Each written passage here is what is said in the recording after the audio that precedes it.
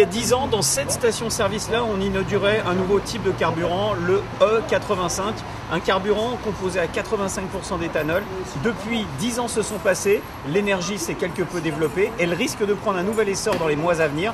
Mais qu'en pensent les automobilistes? C'est ce qu'on va voir aujourd'hui. Mais avant, j'ai posé quelques questions à Nicolas Kurtzoglou sur le super-éthanol E85. Donc ici, on est dans une station-service un petit peu particulière et avec un type de produit assez particulier. Oui, bonjour Pierre. Effectivement, la station Total Porte d'Orléans est la première station qui a mis à la consommation le super-éthanol E85 il y a 10 ans pile aujourd'hui. Le super-éthanol, c'est ce produit qui contient jusqu'à 85% d'éthanol d'origine végétale produit en France. D'origine végétale, ça veut dire qu'on n'a pas un carburant au type essence traditionnel. Ce qui compose le carburant, c'est du végétal. C'est quoi comme végétaux? Absolument, donc c'est de l'éthanol qui est produit à partir de betterave, de maïs ou de blé. Et donc il est mis avec 15% d'essence pour faire ce carburant-là, qui est donc aujourd'hui à 0,68 € en moyenne par litre en France. Est-ce qu'on peut mettre ce type de carburant dans toutes les voitures? Alors ce type de carburant super-éthanol E85, il est pour deux types de voitures, soit des véhicules flex-fuel d'origine, soit des voitures essence sur lesquelles on met un boîtier homologué posé par un installateur agréé.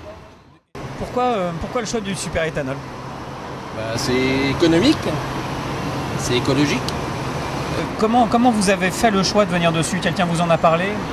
Bon, ça fait 10 ans que je fais ça. 10 ans? Ouais.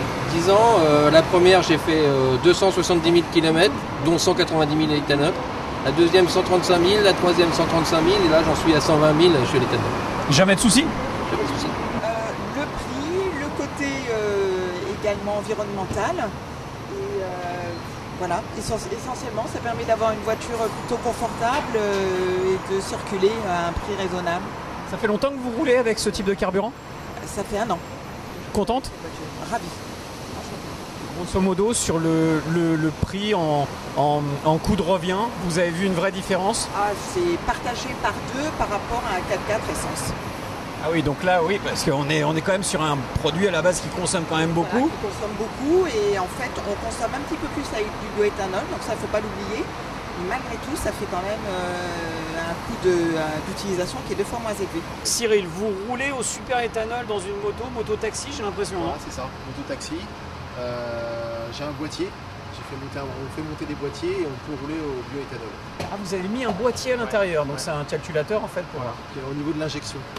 Et quand il n'y a pas de bioéthanol, on a un interrupteur ici, on peut repasser en normal. C'est-à-dire en 98 ou en E10. Quoi. Sur l'utilisation, vous en êtes satisfait? Vous consommez moins? Vous faites quelques économies ou pas?